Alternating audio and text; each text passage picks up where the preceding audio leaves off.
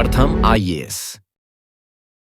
Good morning friends, आपका अपने platform प्रथम आईएएस पर आपका स्वागत है। जैसा कि आपको पता है, प्रथम आईएएस की यूट्यूब पर क्लासेस ऑलरेडी चल रही हैं। इस करंट अफेयर्स की सीरीज में हम आपको एग्जाम से संबंधित महत्वपूर्ण तथ्यों को संकलित कर आपके सामने प्रस्तुत करते हैं, जिससे आपको करंट अफेयर्स के लिए कहीं भी इधर-उधर भटकने की ज़रूरत ना हो।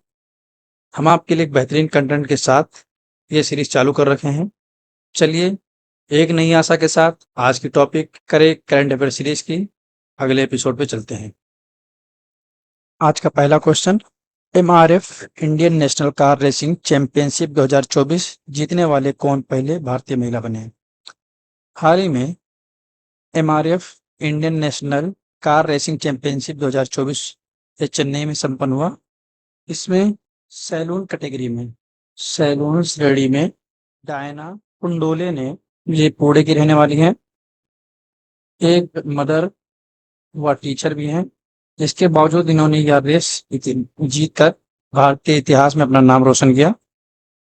चलिए, अपने आंसर की तरफ जाने से पहले हाल ही में हुए कुछ खेलों से संबंधित प्रश्नों पर हम ध्यान दे लेते हैं। खेलो इंडिया महिला लीग का नया नाम अब क्या रखा गया है?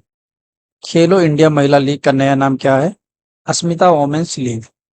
किस भारतीय टेनिस खिलाड़ी ने यूएस ओपन डबल्स फाइनल में रनर अप ट्रॉफी जीती? रोहन बोपन्ना।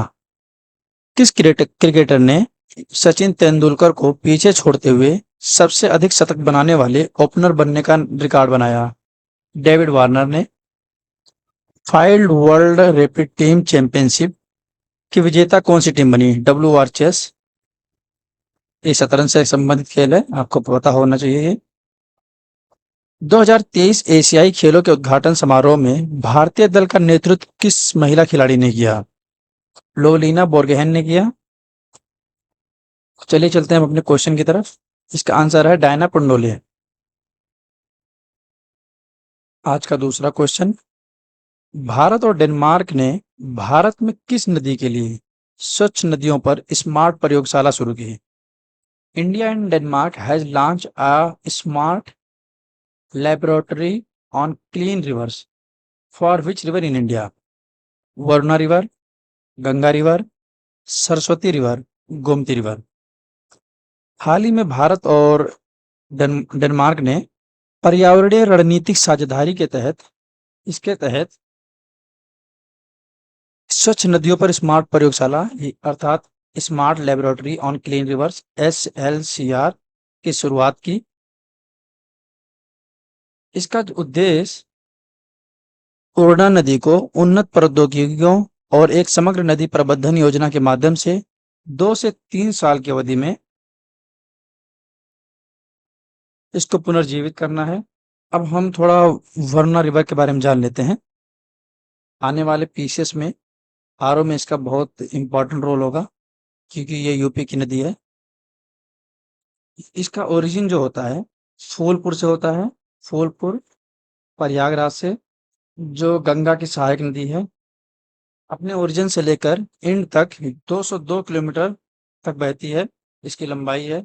और ये फाइनली वाराणसी में सराय मोहना के पास, वाराणसी में गंगा नदी में मिल जाती है। चलिए, अपने आंसर पे जाने से पहले एक बहुत ही इम्पोर्टेंट चीज़ हम देख लेते हैं नदियों से संबंधित, पंचप्रयाग के बारे में। आपने एग्जाम में कई बार ये क्वेश्चन देखा होगा और आपको बहुत परेशान कर रहा होगा, तो मैंने सोचा इसको क्यों ना क्लियर करा दिया जाए।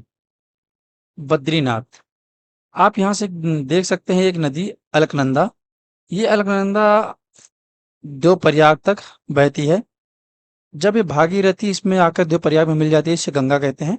तब तक आप याद रखिएगा, अलकनंदा और धौली गंगा, ये नदियां जब आपस में मिलती हैं तो विष्णु प्रयाग का निर्माण करती हैं।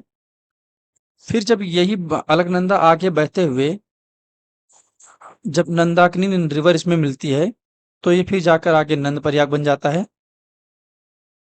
फिर ये आगे चलते हुए इसमें पिंडर गंगा इसमें आकर मिल जाती है, जहां पर इसको कर्ण प्रयाग के नाम से जाना जाता है। फिर आप आगे बढ़ेंगे तो केदार से एक रिवर निकलती है जिसका नाम मंदाकिनी है, और ये बहते हुए जाकर रुद्रप्रयाग में मिलती है, जहाँ पर ये रुद्रप्रयाग संगम का निर्माण होता है। फिर जब ये आगे बहते हुए भागीरथी नदी देवप्रयाग में आकर मिलती है, जहाँ से गंगा नदी बनकर निकलती है। हाँ, अब क्वेश्चन में पूछा जाए गंगा नदी का निर्माण किस नदी से मिलने से होता है, तो आप याद रखिएगा भागीरथी। और फिर आपको पता ही है यमुना नदी जो जाकर इलाहाबाद में मिलती है। वहाँ पर इलाहाबाद में एक नदी और है, आपको पता है सरस्वती नदी जो विलुप्त हो चुकी है, प्रयागराज का निर्माण करती है। तो ये रहा पंच प्रयाग, आप इसको माइंड में एकदम बिठा लें। चलिए चलते हैं हम अपने क्वेश्चन की तरफ। इसका ऑप्शन है गंगा रिवर, सॉरी वर्णा रिवर। आज का तीसरा क्वेश्चन, दक्षिण भारतीय आदिवासी ज्ञान केंद्र कानू कहाँ लॉन्च किया जाएगा? चेन्नई, बीआर हिल्स कर्नाटका, हैदराबाद, बेंगलोर। 25 अगस्त को कर्नाटक के बीआर हिल्स आदिवासी स्वास्थ्य संसाधन केंद्र, ट्राइबल हेल्थ रिसोर्स सेंटर, यहाँ पर इसको लॉन्च किया जाएगा। इसका उद्देश्य दक्षिण भारतीय आदिवासी अतीत, वर्तमान और संस्कृति पर पहला ज्ञान केंद्र बनाने के और स्थापित किया गया है। इसमें एक लाइब्रेरी भी स्थापित की जाएगी, जहाँ से इनके बारे में अधिक जानकारी प्राप्त कर सकते हैं। अपने आंसर पर जाने से पहले हाल ही में कुछ कुछ ऐसे लोकेशन जो इम्पोर्टेंट थे, न्यूज़ में थे, उनको यहाँ पर मैं लिस्ट कर दिया हूँ। तनेरीफ जो समाचारों में देखा गया, या किस देश में स्थित है? यह स्पेन में स्थित है। हाल ही तनेरीफ में यहाँ पर जंगल में आग लग जाने के कारण लगभग 26,000 लोगों को यहाँ से डिस्प्लेस किया गया। स्नेक आइलैंड या जमीनई आइलैंड जो समाचारों में देखा गया, किस देश में स्थित है? ये यूक्रेन में स्थित है। यह आइलैंड या ब्लैक सी में अवस्थित है, जिसमें हाल ही में रसिया ने क्लेम किया है कि इसने डिस्ट्रॉय कर दिया है, क्योंकि ये यूएस द्वारा यूक्रेन के लिए हथियार ले जाया जा रहा था, इसलिए इसको डिस्ट्रॉय कर दिया है। उत्केला हवाई अड्डा किस राज्य संघ शासित प्रदेश में उद्घाटित किया गया? उड़ीसा। उमियम झील जो समाचारों में देखी गई, यह किस राज्य में स्थित है? मेघालय। ये बहुत इंपॉर्टेंट है, इसे ध्यान दीजिएगा। उमियम झील, इसे बाड़ा पानी भी कहते हैं, ये मेघालय के शिलांग में है। यहाँ पर अपन नौकायन के लिए भी प्रसिद्ध है। हाल ही में उमियम झील को इसको सफाई के लिए एआई आर्टिफिशियल इंटेलिजेंस रोबोट का यूज किया गया है। उमियम झील। एलजीबीटीक्यू व्यक्तियों और उनके परिवारों के लिए कौन सा स्थान फ्लोरिडा का पहला सेंचुरी सिटी बना है? लेक वर्थ बीच। अंतरराष्ट्रीय प्रवासन संगठन के अनुसार दुनिया का सबसे घातक भूमि प्रवेशन मार्ग कौन सा है? हाल ही में एक मूवी देखे होंगे, डंकी बना था, वैसे ही कुछ रास्ता मान लीजिए इसको। ये यूएस मेक्सिको बॉर्डर है, जो सबसे घातक भूमि प्रवेशन मार्ग है। चलिए चलते हैं हम अपने क्वेश्चन की तरफ। इसका आंसर है बीआर हिल्स कर्नाटका। आज का चौथा क्वेश्चन, हाल ही में किस परमाणु रिएक्टर ने 21 अगस्त 2024 को 700 मेगावाट की पूरी क्षमता प्राप्त की? काकरापार, कुडनकुलम, तारापुर, नरोरा। हाल ही में काकरापार परमाणु ऊर्जा संयंत्र ने अपने थर्ड यूनिट और फोर्थ यूनिट के साथ मिलकर 700 मेगावाट की क्षमता प्राप्त कर ली है। यह एक प्रेशराइज्ड हैवी वाटर रिएक्टर है। प्रेशराइज्ड हैवी वाटर रिएक्टर है जो घरेलू रूप से निर्मित है, जो काकरापार एटॉमिक एनर्जी की चौथी यूनिट अपनी पूरी क्षमता प्राप्त कर चुकी है। इसके आंसर पे जाने से पहले भारत में चालू परमाणु ऊर्जा संयंत्रों की यहाँ सूची दे दी गई है, जिसको आप देख सकते हैं। एग्जाम के लिए बहुत इंपॉर्टेंट, हर एग्जाम में कहीं ना कहीं कोई क्वेश्चन इससे रिपीट कर दिया जाता है। काकरापार परमाणु ऊर्जा स्टेशन, इसकी स्थापना 1993 में हुई थी। यह गुजरात में है। इसका ऑपरेटर एनपीसीआईएल है। इसकी 440 थी, जो अब 700 हो गई है। कलपक्कम मद्रास परमाणु ऊर्जा स्टेशन 1984 में इसकी स्थापना की गई थी। ये तमिलनाडु में है। इसकी भी एनपीसीआईएल द्वारा ही इसको संचालित किया जाता है। नरोरा परमाणु ऊर्जा स्टेशन 1991 में इसकी स्थापना हुई थी।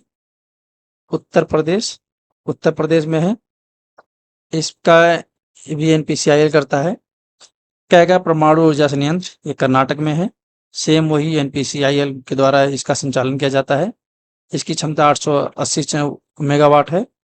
राजस्थान परमाणु बिजली घर, इसकी स्थापना 1973, राजस्थान, एनपीसीआईएल। तारापुर परमाणु ऊर्जा स्टेशन 1969 में इसकी स्थापना हुई थी, महाराष्ट्र में है।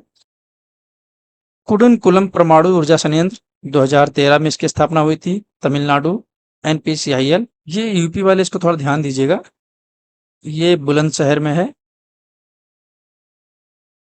नरोरा।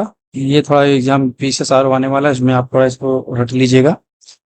ये ऐसे भारत में नियोजित परमाणु ऊर्जा संयंत्रों की सूची है जो आने वाले भविष्य में, इसको माना जाए 2035 तक इसको स्थापित कर दिया जाएगा। तारापुर महाराष्ट्र में 300 अन्य क्षमता के साथ, मद्रास में भी, तमिलनाडु 1200 मेगावाट अन्य क्षमता के साथ, कैगा कर्नाटक में 1400, चुटका मध्य प्रदेश। ये कुछ नाम याद रखिएगा जिस पे मैं स्टार बना दे रहा हूँ, मध्य प्रदेश। गोरखपुर, ये बहुत इंपॉर्टेंट है, ये गोरखपुर वो ईस्ट वाला नहीं है, ईस्ट यूपी का नहीं है, ये हरियाणा में है, ये 4 हरियाणा में है। भीमपुर मध्य प्रदेश में, माही बांसवाड़ा ये राजस्थान में है, हरिपुर पश्चिम बंगाल में है, मीठी वृद्धि गुजरात में है, कुवाड़ा आंध्र प्रदेश, जैतापुर महाराष्ट्र में। ये कुछ परमाणु ऊर्जा संयंत्रों की सूची थी जो आप इसको रट जाइएगा। चलिए अब चलते हैं अपने क्वेश्चन की तरफ। इसका आंसर है काकरापार। ये मिसप्रिंट है, इसको थोड़ा सही कर लीजिएगा, काकरापार। चलिए चलते हैं अब अपने नेक्स्ट क्वेश्चन की तरफ। आज का 5वां क्वेश्चन, उल्ची फ्रीडम शील्ड 2024 अभ्यास कौन से देश मिलकर करते हैं? ये बहुत इंपॉर्टेंट है, इस 2 दिन पहले न्यूज में था, अभी इसका कंप्लीट हुआ है, तो इसको आप न्यूज में इसको आप याद कर लीजिएगा। उल्ची फ्रीडम शील्ड 2024 अभ्यास कौन से देश मिलकर करते हैं? United State and China, United State and South Korea और Japan, United State and Russia. Ulchi Freedom Shield 24 अर्थात 2024 यह एक वार्षिक संयुक्त सैन्य अभ्यास है जो यूएसए व साउथ कोरिया के मध्य होता है। इसका उद्देश्य सैन्य की तत्परता व खतरे के प्रति कितनी तेज से प्रतिक्रिया दे सकते हैं, प्रतिक्रिया के दृष्टिकोण से इसको किया गया। चलिए अब आंसर पे जाने से पहले हाल ही में कुछ इंपॉर्टेंट भारत द्वारा चालू किए गए कुछ इंपॉर्टेंट ऑपरेशन थे, उनके बारे में जानकारी ले लेते हैं क्योंकि ये बहुत एग्जाम की दृष्टि से बहुत महत्वपूर्ण है। ऑपरेशन संकल्प जनवरी 2024 में भारतीय नौसेना ने व्यापारी जहाजों पर हौती के विद्रोह, यमन में हौती के नेतृत्व वाले हमलों के मद्देनजर अदन की खाड़ी और अरब सागर में वाणिज्यिक शिपिंग की सुरक्षा के लिए ये ऑपरेशन संकल्प चालू किया था। ऑपरेशन कावेरी, भारत अपने नागरिकों को खार्तूम, ये सूडान में है, यह हाल ही में बहुत न्यूज में था, इसको आप ये जगह याद रखिएगा, और अन्य संघर्षग्रस्त क्षेत्रों से बसों के माध्यम से इसे बचाया जा रहा है। उन्हें पोर्ट सूडान ले जाया जा रहा है, जहां से उन्हें जेद्दा भेजा जा रहा है। ये ऑपरेशन कावेरी, सूडान। ऑपरेशन दोस्त, भारतीय सरकार 6 फरवरी 2023 को आए विनाशकारी तुर्की सीरिया भूकंप, डेट याद रखिएगा 6 फरवरी 2023, तुर्की सीरिया भूकंप के बाद सीरिया और तुर्की की सहायता करने के लिए ऑपरेशन दोस्त का संचालन किया गया। चलिए अब अपने क्वेश्चन की तरफ चलते हैं। इसका आंसर है United State and South Korea. आज का 6ठा और अंतिम क्वेश्चन, कौन सा देश नई वीजा नीति पेश किया है जिसमें 35 देशों के नागरिकों को बिना वीजा की यात्रा करने की अनुमति दी है? पीसीएस के लिए बहुत इंपॉर्टेंट क्वेश्चन है ये, इसको आप स्टार लगा लीजिए, रट जाइएगा। जहां इंडिया, श्रीलंका, थाईलैंड, नेपाल। हाल ही में श्रीलंका ने एक न्यू वीजा पॉलिसी लॉन्च की है जो 1 अक्टूबर 2024 को लागू हो जाएगा। इसका उद्देश्य पर्यटन बढ़ाना और संबंधों को मजबूत करना। इसमें आपको इसमें बताया गया ही है 35 देशों के नागरिकों। क्वेश्चन ये भी डायरेक्ट पूछ सकता है, हाल ही में श्रीलंका ने अपना नई वीजा नीति पेश किया है जिसमें कितने देशों को बिना वीजा की यात्रा करने की अनुमति दी है? 35 देश। इसका आंसर श्रीलंका। चलिए अब अपने पिछले 4 क्लासों में सितंबर माह की 4 सीरीज में क्वेश्चन को कवर कर अब अक्टूबर माह में आ गए हैं। ये रिवीजन सीरीज में एग्जाम तक इसको अपडेट करता रहूंगा। अब अक्टूबर की ये पहली सीरीज, पुरानी सीरीज जाने के लिए हमारे प्रीवियस लेक्चर में यानी करंट अफेयर्स की सीरीज में जाकर आप उस क्वेश्चन को सॉल्व कर सकते हैं। चलिए अपनी सीरीज की तरफ, क्वेश्चन की तरफ चलते हैं। कौन सा संस्थान सोशल बॉन्ड के माध्यम से 1000 करोड़ रुपए से अधिक राशि जुटा चुका है? नाबार्ड। बहुत इंपॉर्टेंट क्वेश्चन, एक बार एक क्वेश्चन पूछा जा चुका है। कौन से राज्य ने एक विशेष पर्यटन नीति 2023 की शुरुआत की है? कौन से राज्य ने एक विशेष पर्यटन नीति 2023 की शुरू की है और 5 वर्षों में 20,000 करोड़ का निवेश आकर्षित करने का लक्ष्य रखा है? तमिलनाडु। सरबजोत सिंह, अर्जुन सिंह चीमा और शिवा नारवाल जो समाचारों में देखे गए हैं, कौन से खेल खेलते हैं? इस शूटिंग में है। UN convention against transnational organised crime ministerial conference की मेजबानी कौन सा देश ने की? इटली ने। Millets for military ration and specific nutritional requirements पर सम्मेलन का आयोजन किस संस्थान ने किया? डीआरडीओ द्वारा। इसको घाटी या इस्क्यो घाटी जो भी बोलते हैं इसको, इसको घाटी या इस्क्यो घाटी जो समाचारों में देखी गई किस राष्ट्र शासित प्रदेश में स्थित है? लद्दाख में। अभी कुछ महीनों तक यूपीपीसीएस, आरओ, बीपीएससी व अन्य परीक्षाओं को ध्यान में रखकर ये करंट अफेयर्स की सीरीज चलाई जाएगी और पीसीएस को ध्यान में रखते हुए एक अन्य सीरीज चलाई जाएगी जहां एग्जाम से संबंधित महत्वपूर्ण जीएस टॉपिक को कवर किया जाएगा। हमारा आपको कंटेंट अच्छा लगा हो तो हमें यूट्यूब पर सब्सक्राइब और फॉलो करना ना भूलें। यूट्यूब की हैंडल आईडी है @IAS प्रथम। इसकी पीपीटी और पीडीएफ फाइल प्राप्त करने के लिए हमें @प्रथम IAS ऑफिशियल पर सब्सक्राइब कर सकते हैं और आप चाहें तो यहाँ पर स्कैन कर हमसे जुड़ सकते हैं। थैंक यू और हैव ए नाइस डे।